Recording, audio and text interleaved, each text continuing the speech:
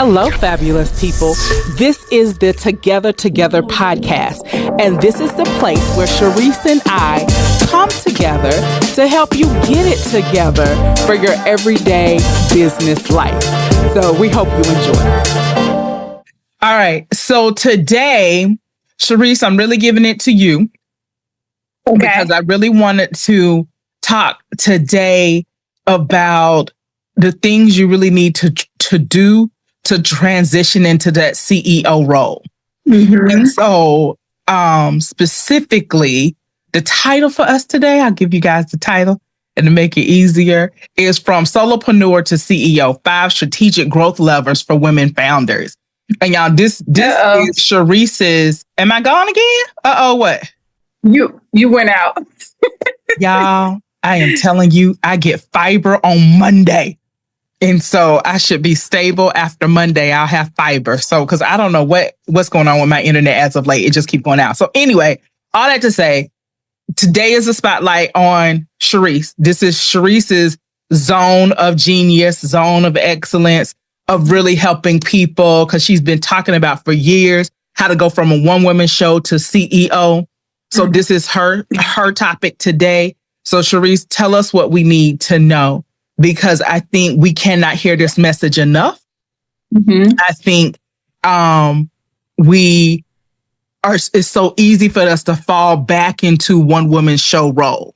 Mm-hmm. And so having today the topic be, from, that solopreneur, that woman show to the CEO, and the 5 strategic growth things, the kind of levers we need to pull, that it's not a one-time thing, that we got to kind of keep doing it. And that's what I'm finding out. Like, I'll turn around and be like, God dog it, I thought I fixed that. I'm still doing that again. Or, I'm doing that in this area, but I haven't started doing it in this area. Mm-hmm. And so delegation is huge. Mm-hmm. One of the people in my life last night was fussing at me like, why didn't you delegate that out? Cause it never dawned on me to delegate it. Mm-hmm. They were like, you shouldn't be touching that at all anymore. Okay, now that you say it, I do see how I don't have to touch it, that I should have trained my assistant to do that so I don't have to touch it and just come in on the back end to make sure it's done. But it's so many little things like that I'm used to just kind of doing it. It doesn't even dawn on me. Okay, train the person, pass this off so that's not on your plate. And so I think we, as one woman shows, moving to CEOs, constantly need to hear you, Sharice, telling us what we need to do so that we can constantly look at all of our things and start doing it. So you have it today. I got my pen. I am in listening mode, taking notes mode. I am ready, because when the person was talking to me last night and they were like, why didn't you delegate that? I really was like, it never dawned on me. Yeah. I fixed the problem. It's a matter of me forwarding the email. Mm-hmm. And he was like, but you shouldn't be doing that. Like, you need to be delivering the service that's going to pay the money. You do not need to be spending any extra time in your email. And so I was like, okay. And I know it's so many other little things like that in my business that I'm not doing. So help us, Sharice. Help me, Sharice. I'm dating my note and I'm ready to go. I'm going to be quiet now. Yeah. Okay, good. This is such a good topic because my experience, I like to be open and transparent about my experiences as an entrepreneur, of over 30 years now. And a lot of my experiences has come from the women that I serve, the CEO space, right? Mm-hmm. And I've done so much learning from the women who are sitting in my chair and the women that I'm serving. And, no matter what capacity it is, I just started, especially during the pandemic, right? When people started really working from home and I was able to tune into their daily conversations with their teams, right? So these women in leadership who are leading through really very unorthodox space. Like, what the heck are we doing? But we still got to get this work done. But like, the work is going in a different direction, but I'm watching them still lead with integrity, still lead with authority. And I really decided, like, I have to embody this to be a better leader. So one of the things that I learned was that, in business, your business does not grow because you work harder. Okay. Ooh, preach. Oh, I felt that one. I'm going to write that down. Business does not grow just because you work harder. Yeah. It grows because you lead differently. Ooh. And let me be clear. I'm dead smack in the middle of all of these lessons as a 30 plus year entrepreneur, solo entrepreneur, who has, I've led many people from the salon space to the image consulting space to, women who are leaders, women who are high level. I still have to, Natalie, I share often, I have to be a boss and a servant with these alpha women.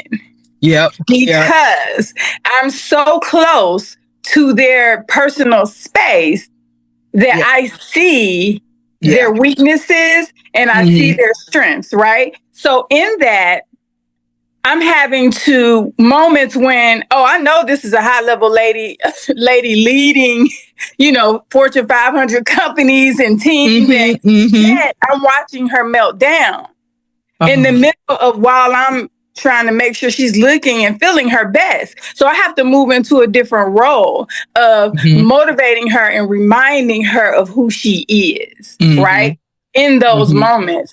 So that puts me in a leadership position and also a position of trust, right? So they have to trust me. So that taught me like, okay, so that's my leadership space here. Okay. So that means if I can do that here in this space one-on-one, I can do that with the people that I need to lead on my team. Because, I have to admit, I was working with independent people who, pretty much did their thing. But still, when people are working under you to any degree in your environment, under a team, corporate, salon, therapy, any type coaching, any type of position where you hold authority, they are looking to be led in any moment. Yes. Okay. Yes. So that's why I really want it to stick with people. It's not about you working harder. It's about you leading different. Okay. And putting yourself, leading different. And how you get there is, the mindset of, I am no longer a solopreneur, right? I am now wearing, I'm used to wearing different hats, making every single decision and doing everything myself. I can no longer live that way. And if I am positioning myself in authority to lead different, that means that I have to delegate, like you said, and tell people what to do. And I have to delegate well. Yeah. And I think for me and my personal experience and a lot of people that I've seen in my industry and many others, they have a hard time letting go of the small things that you no longer need to be doing. Right. So, and it's a matter of trust. It's a matter of control. Yes. Like I want to know that it's done, and I can only know that with me doing it myself. Yes, which is just not effective. Yeah. It's not effective. You can't do all of the jobs. I remember somebody saying, in a business, there's 17 different roles that have to be filled, and so with sales, marketing, like creative design, the accounting, accounts receivable, all of those, and you cannot do it all. Yeah. You just can't. And so I love Darnell Jervey Harmon. If y'all haven't read her book is good. Out of all of the coaches that have done books, I'm gonna say hers is one of the best. Top 5, definitely. And one of the things she says is, first you hire for your weaknesses, Mm-hmm. and then you hire for your strengths. Yes. Because you need to start like duplicating yourself, like in the sales area or something. Mm-hmm. But at first, you just got to get all the bases covered. So if your weakness is accountant, then that's the first hire where you weakest at to get you going. And so that one line has been so helpful in everything. So, okay, go ahead. What's the next big point? Yeah. So I just think, to close that part out, like you cannot build a CEO level business while operating as a solopreneur, with that mindset. And it's a hard shift. It is a very hard shift because we're so married to our businesses and our processes, but those processes are so valuable. Most solopreneurs that I've realized, like they have processes that they don't realize how valuable they are. You've been doing something a certain way for 10, 20 years, but you still don't have it in a handbook and you still don't have the SOPs and they're not organized. Nothing is organized, right? But yet when it's time to bring on help, that stuff isn't in order. You have it. It is there. It is there. And that's when it's time to hire. You have to hire someone who can help you with those systems. That's where it's huge. It's huge. It's one of the most important things that you can do. Probably the most important thing in business is not having a clientele. It's having the systems in place for when the clientele shows up. Yeah. Or when the new employees or the new contractors show up. So they'll stay, right? Because you need them to show up and stay. Right. I think one of the things that I'm struggling with right now is building the behind the scenes enough so that I'm not missing money or losing money or leaving money on the table or missing money. But also, I don't want to stay in the behind the scenes so much that I've built this whole wonderful thing that's not going to sell. And so having the balance between creating the back end enough and then moving to the front end and selling it to see if it sells. And so I was in one training that says only create whatever you're getting ready to sell next, whatever your next service or what, only create it about 20% of the way, then goes test it and see if it sells, and then come back and finish it if it does sell, if you got proof of concept first. But I got to say that's easier said than done, easier figuring the balance out. And so I think that's one of the things I struggle with is back end, front end, creating the SOPs, but not getting bogged down to it. Because those of us who are solopreneurs, when we get into the work zone, we working. We are working, and it's hard to pull us up to be like, wait a minute, is this going to make a sale? Am I going to have to sell? And to be able to think about all of those pieces at the same time. Yeah, it does feel complicated. So continue to help us, Sharice. All right, I got leading differently. All right, what else? Okay, Natalie, I'm not sure if you're stuck on your end, if you realize that. So I'll keep going there you go. Okay. Okay, so let's talk about, the biggest difference between a solopreneur and CEO. Okay, CEOpreneur. And I would say it's mindset. Okay. And it's the mindset of that is discovering when, it's time. It's time to make the shift. And some of those, some of the signs is I'm overwhelmed. Even in my own system that I have within myself or my business and how I show up, it's not the same anymore, because in my overwhelm and in my, frustrations, I'm not even showing up consistently the same. Yeah. Right? When people see you falling off of your consistent system, that's a problem. Ooh, say that again. Yeah, when people see you falling off your consistent system, that is a problem. When the people can see it and feel it, especially when you operate in a heart-centered business where, we work with people one-on-one, okay? And when we're not working one-on-one, we're coaching groups of people that we are like pouring out our heart-centered work to, right? So we really care. Yeah. So if things start to show up, forgetting things, not realizing that, okay, well, let's just stay in that space. Okay. If you're forgetting things, that means you've outgrown your calendar, probably. You've outgrown your calendar process, right? So remember when we made the shift from the appointment book to the booking online? We didn't realize we needed to make that shift. Right. Right. We were still stuck in, okay, let me write it down. No, let that go. Let these people go book their appointments online and watch how it helps you. Watch how it takes so much off of you. Now, all you got to do is go look and see who is booked in the system and what they're getting. And everything's timed for you. If you're using your calendar properly, everything is going to be scheduled out in time for you. That's help. Yeah. And if you didn't make that transition, you're stuck. Right. And I know I was stuck for a long time. I couldn't. I'm like, oh no, I can't take my hands off my clients like that. They need to call me and talk to me. Those clients were so excited, especially the corporate ones. They were so excited to go into the calendar and book themselves. I had a client even tell me that I love seeing my profile.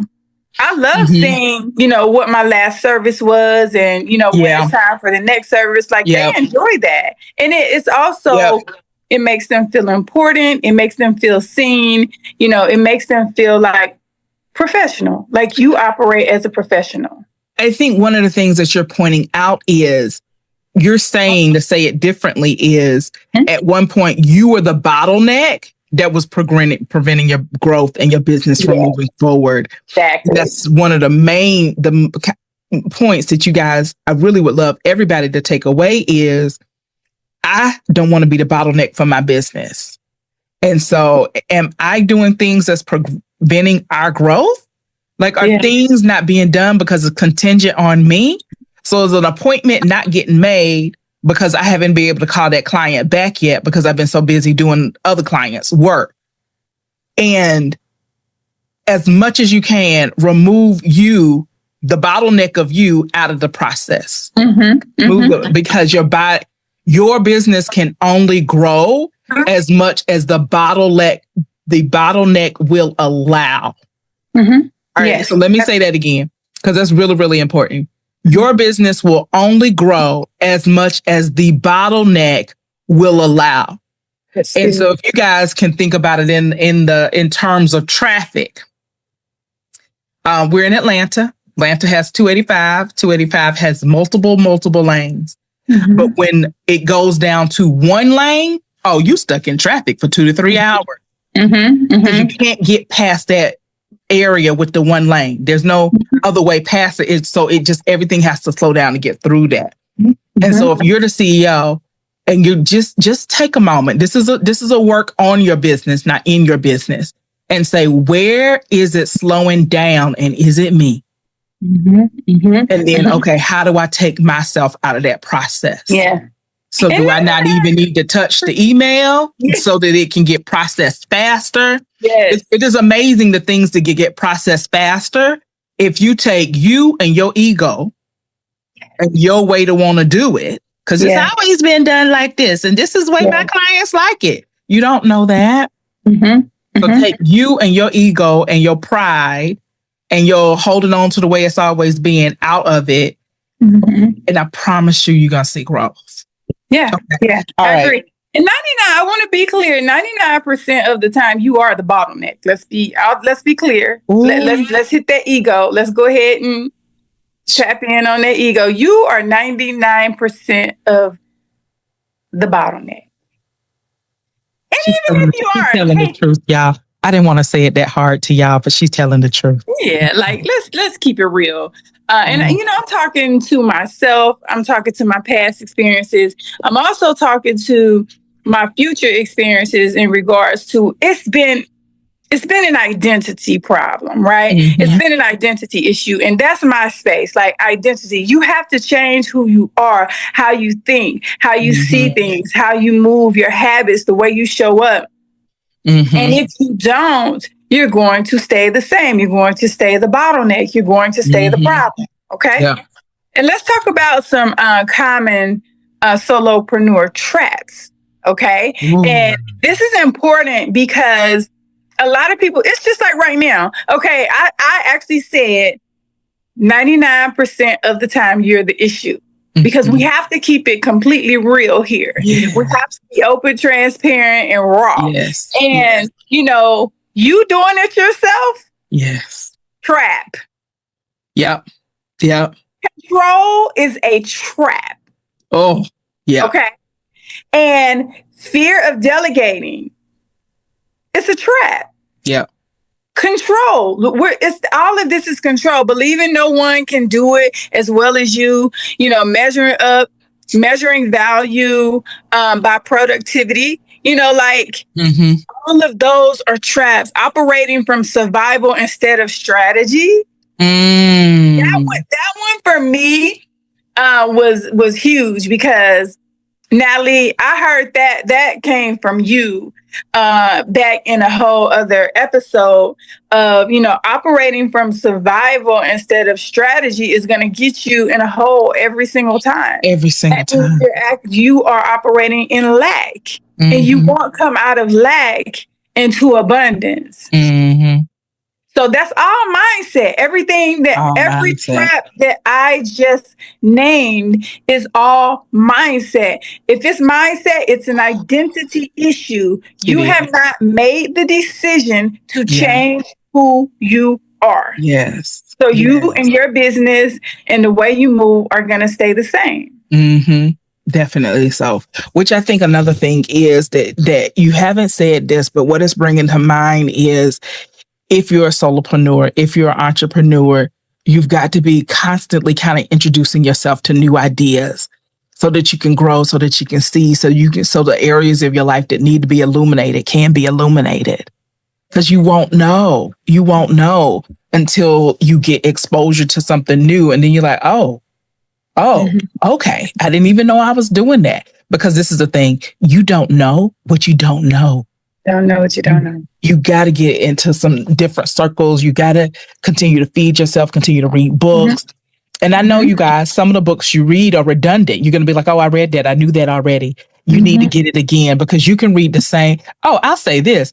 And Mary Kay said, and I thought this was excellent, you haven't read a book until you've read it 10 times.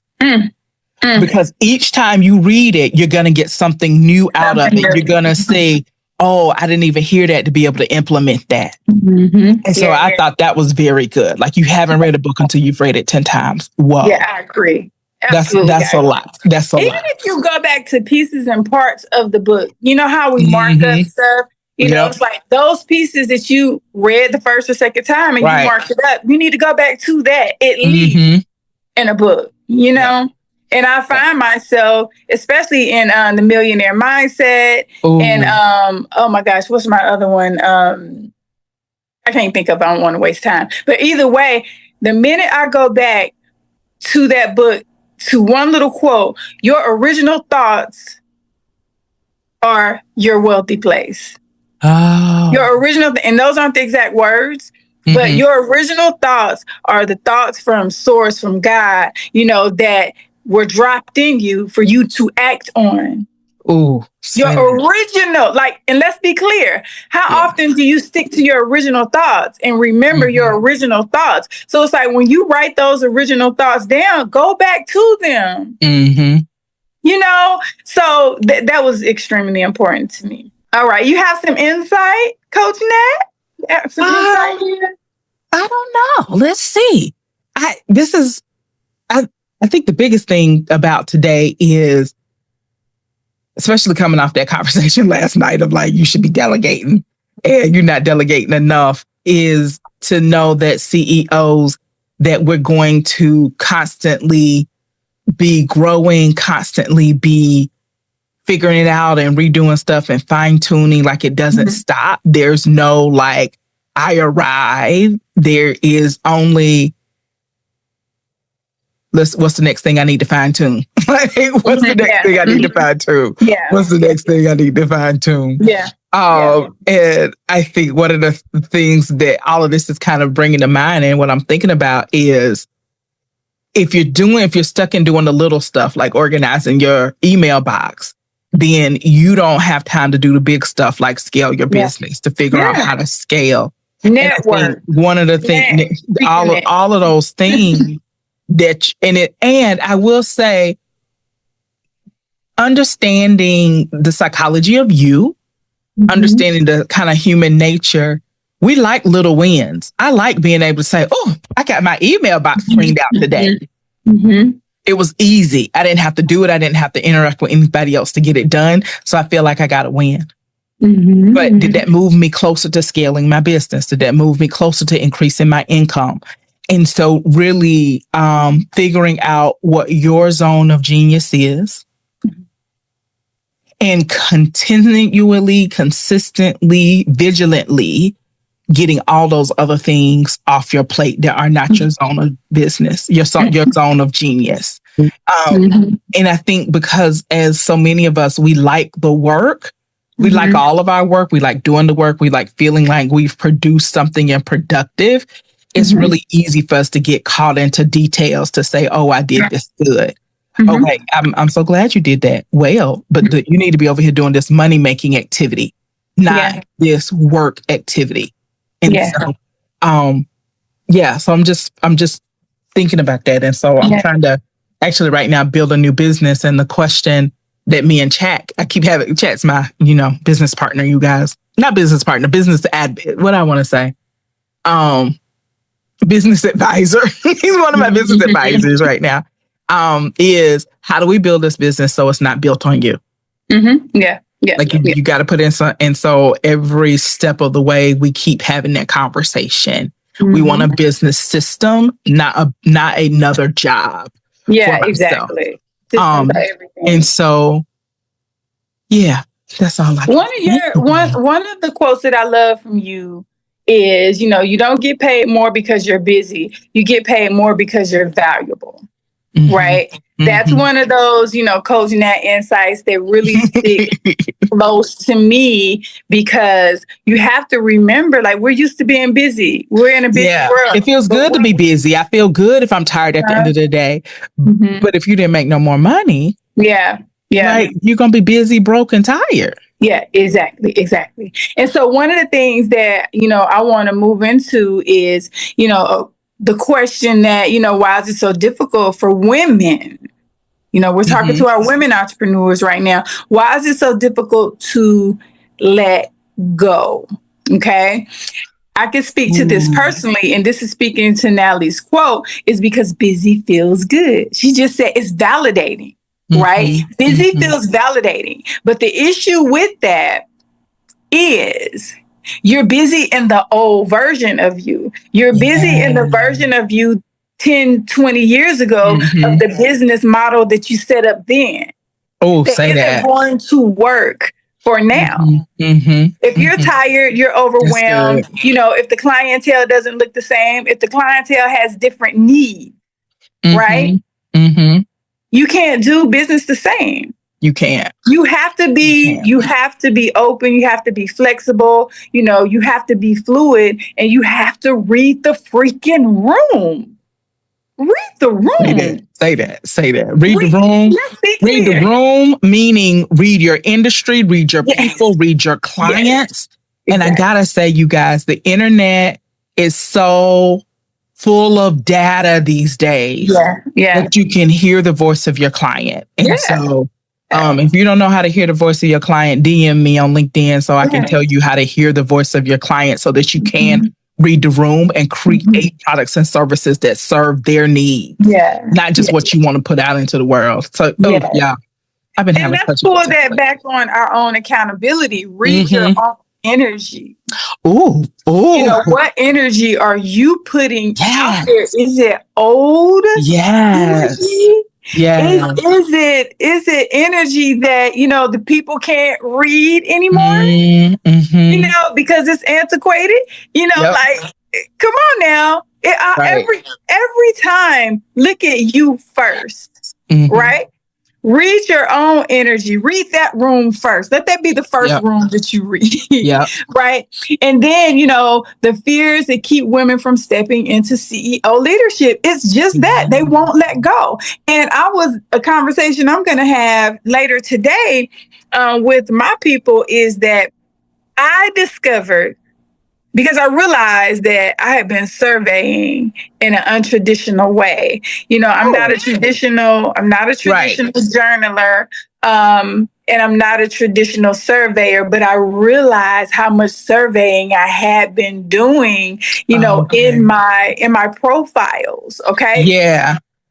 Of over all these freaking years. And you know what I learned, Natalie, just recently? That women have 3 things that it is so hard for them to let go of.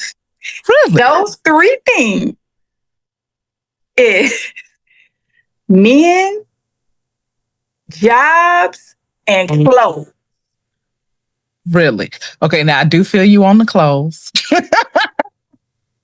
I do feel you on the jobs, and I do feel you on the men. And I think if there's a common thread of those, it's we see these things as a form of security.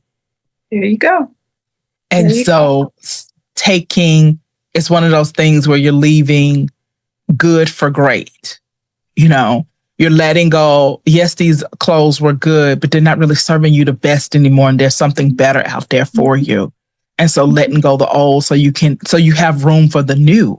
Mm-hmm. And I tell you, I've gone through my clothes so many times, and there's still clothes in my closet that I'm holding on to for old time's sake, I have no idea.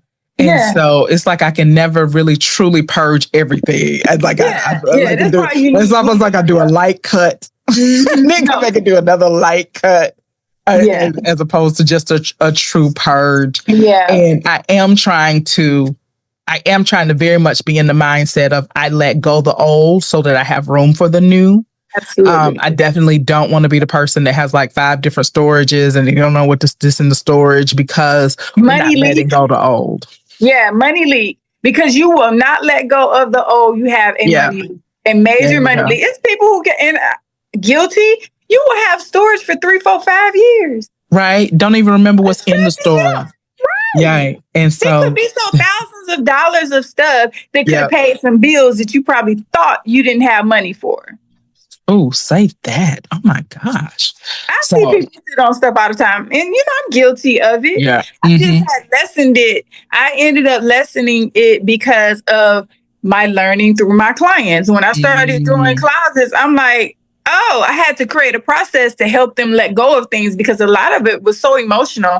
I have a client, one of my early clients, who's a really great friend now, who went through a whole transition of when she had no style, baby, she ended up becoming an image consultant. Oh, wow. But anyway, one of the things that she was holding on to was her child's clothes that had passed on and her maternity clothes that had passed on. And then that was my first true lesson in realizing how deep it was to let go, how emotional clothes really are. Just certain pieces are just emotional to you. And it's okay. And sometimes, all the time, it's okay to let go. You just have to do it in a spiritual way, because sometimes you think you're letting go of that person or that situation, and all you're doing is releasing the energy, the heaviness off of you, the burden off of you. Because we think that we have a guilt sometimes of, we haven't mourned enough and, we haven't cared enough. And, that thing goes really, really, really, really deep. Yeah. Divorce clothes, tragedy clothes, something, an outfit you had on when something really devastating happened, a smell, certain perfumes, things like that. When I was starting to learn how deep that my work was, it took me, I had to pull back. Yeah. Because I care so much. And I'm like, this is real. This is deeper than dressing people. Yeah. I have a therapist friend, and she went into, after she became a therapist, then she went into organizing, like home organizing. And she said it, like, her therapy work came up so much. People were just holding on to things for whatever reason, and how therapeutic it is for her to, walk with a person and go through their home and start to clean it out. It's quite amazing. So, okay. All right. Let's wrap the people up for the day. All right. What last thoughts do you want them to take away? Yeah. So I really want people to understand and embrace and open your mind to becoming a new you, becoming the elevated you, transitioning, putting the work that it takes in to become the CEO of your life, period. Even if it's not business, when we talk about CEO, everything we do is a fluid conversation. You might not be a CEO of a business, but you're the CEO of your life, Yeah. And if you're not the CEO, because we talk to entrepreneurs, I need you to start seeing yourself as the CEO so that you will start making executive decisions to serve not just where you are now, but where you're going. Yeah. And so it's almost like they say, don't dress for the job you have, dress for the job you want. Yeah. Yeah. And so don't just have the mindset for now, because what got you here won't get you there. So if you can start saying, I am a CEO, I operate from the CEO mindset, that's going to help you make better decisions. Yeah, absolutely. And that's it. Give yourself permission to operate with an elevated mindset, a CEO mindset, instead of the solo mindset. You need help. You deserve help. Yeah, you do. Especially with the big, big goals that you have. You can't do it by yourself. You can't. And you will attract what you need when you open your mind up and put in the work. Right. Yeah, I'm good. Yeah. All right, people. Anything else? That's it. That's it for the day. All right. Well, I'm feeling good about today. And I am going to, with a renewed effort, look at everything that I need to delegate out. So that's good. I'm good. Same here, constantly. All right. So we will see you guys next. Wait, hold on. When is 4th of July? It's coming up. Okay, next week is the 30th. Let's say we'll be here next week on the 30th, and then we'll take off the 7th for 4th of July. Perfect. Sounds good. Okay, cool. All right. So we'll see you out next week on the 30th. All right. Bye-bye. All right. Be good. Audio Jungle.